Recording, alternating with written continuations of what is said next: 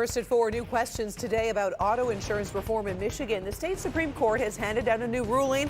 We're going to talk about who benefits. Hey, Kim. Hey, Karen. Happy Monday. It's a nice start to the work week. Just a few white, puffy, fair weather clouds. Temperatures a little below normal, but we're heating up this week. I'll have your forecast in a couple of minutes.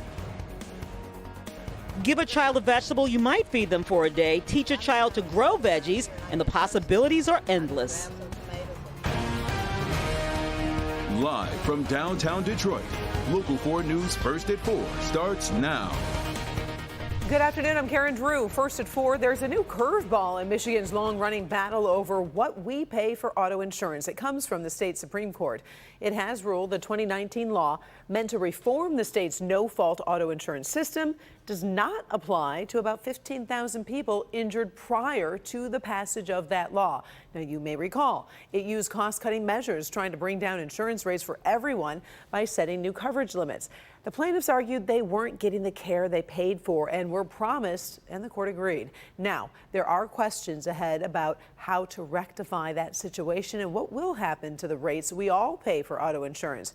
Business editor Rob Maloney gathering new reaction this afternoon. He'll join us for Local 4 News at 5. Is Detroit giving up too much of its history to make way for the future? This group is mourning the loss of another historic building. Over the weekend, the structure at 3143 Cass Avenue was demolished in spite of a resolution from the City Council to put the destruction on hold. The building formerly housed the Chinese Merchants Association and was the birthplace of American Citizens for Justice. Olympia Development says the building had to be torn down because of safety concerns, and the City Council's resolution did not take precedence over the public's safety. In this Local 4 update, criminal charges against a local CEO accused of trying to set designer handbags on fire have been dismissed. Now, we told you Ford Next CEO Frank Louis Victor was accused of being involved in a domestic altercation at his home on July 8th. Investigators say he threatened to torch the handbags during an argument with his wife. He was charged with arson and assault with a dangerous weapon, but those charges have now been dismissed. You know, it's been a rough few weeks when it comes to our weather, right? But it does look like we are getting a much-deserved break. Kim Adams standing by with the first forecast. I can take that on a Monday. Right? I mean, listen, people just got their power back. Right. So we just need a nice, quiet stretch. The bar's been lowered for us. Just everyone keep their power. That's what we want. It's a little cooler than normal out there right now, but it's just a pleasant start to the work week. 74 in Pontiac, upper 70s in Mount Clemens, 77 at Metro Airport. Starting to see those school supplies show up in stores, and there's a little bit of not a chill in the air, but certainly cooler than where it's been. But there's still quite a bit of summer left as we look out to the west. Temperatures are in the 80s. We'll be heating back up into the 80s later on this week. By Wednesday, we'll get temps in the upper 80s, but just those puffy, beautiful, fair weather clouds here in Metro Detroit and dry. Tomorrow, we're slightly warmer than today. We'll make it right to 80 degrees with lots of sunshine. We'll talk about that midweek warm up and our next chance for storms in just a few minutes. All right. Thank you, Kim.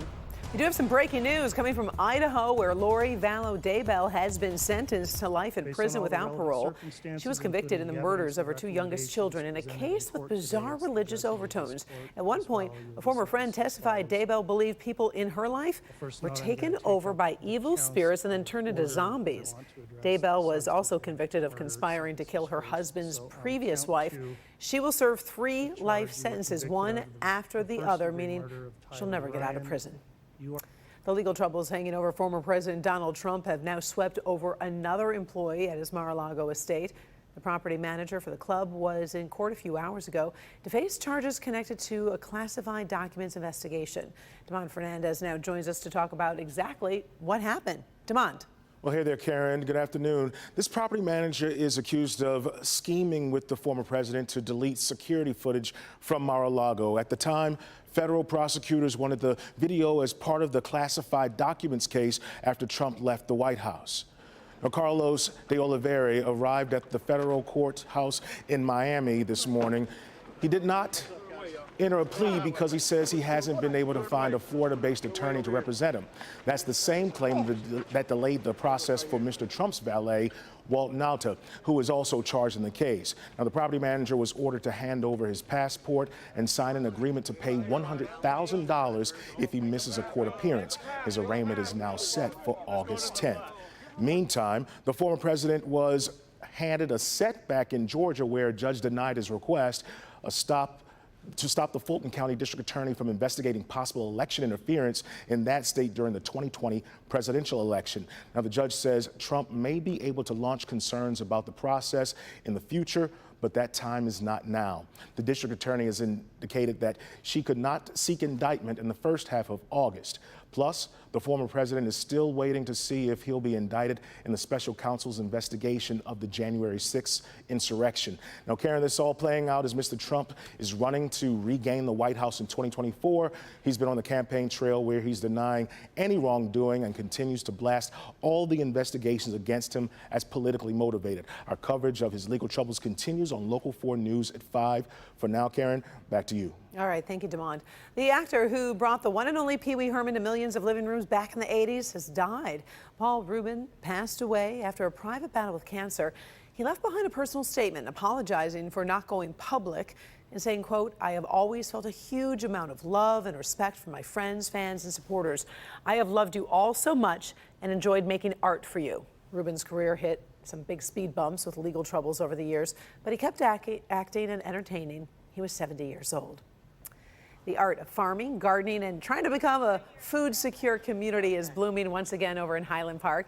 Teenagers there are being taught the power of earth and seeds, and that's exactly where we find Paula Tutman in Avalon Village, where class has been dismissed for the day, but she was there for some pretty critical lessons today. Paula, tell us about it.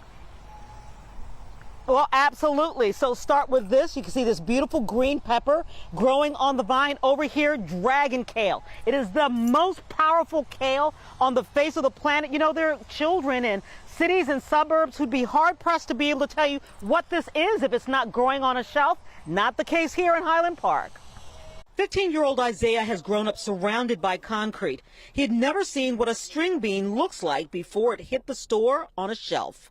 I'm not sure what this is. I know the name of it, it's just at the top of my head. 14-year-old Lonnie, similar experience. I've seen like the tomatoes like green and then they grow out to red. You're like, what is this? You're like, it's tomatoes. Like, what? And that is precisely why Sandra Saunders welcome started a program to teach young people not only the origin of food, but how to grow it. And I noticed that they didn't know, what a plant looked like, vegetables on the plant.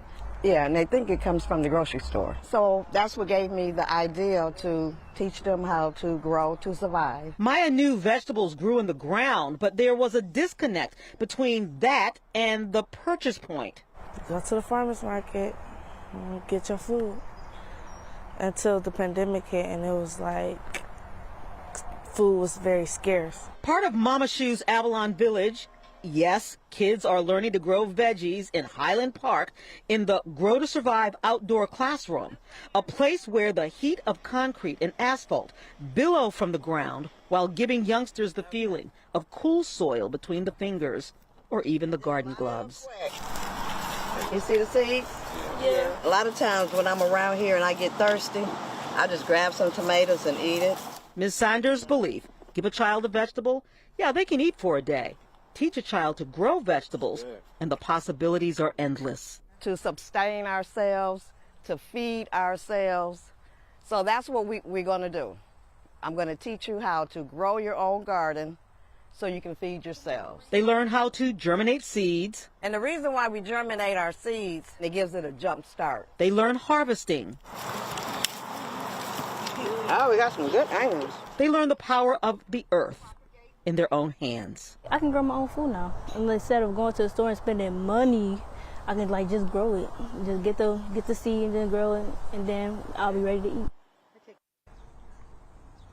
Now, Karen, I know it's no secret that I am indeed a farm girl, but you would expect I'd know not to dress like a sunflower because I have been running from bees all day long. But I do want you to take a look at this bounty. This is what these kids are learning to grow. Look at this. I have no idea what this would cost in a grocery store. Probably a lot. And I know you've done stories on Mama's Shoe. There's a whole lot growing on over here in Highland Park. It's seriously one of my most favorite communities in Metro Detroit. The love, the spirit, the energy, the future there. I just love it. I love the story. And that looks gorgeous, right? That whole bounty. Yeah. It really does. Thanks, Paula. Appreciate it. All right, still ahead. Where do you want to spend your golden years? We have some new rankings on the best states to retire. See if the factors they considered match up with your retirement dreams. Also ahead, an American nurse and her daughter missing in Haiti. We are going to track efforts to get them back. But up first, the battle against bullying. One family reaches a multi-million-dollar settlement but says the work is not done. I think that it's time for the schools to understand that we have an epidemic on our hands. Why this mom is pushing to ban cell phones in school for many students. One of her arguments right after the break.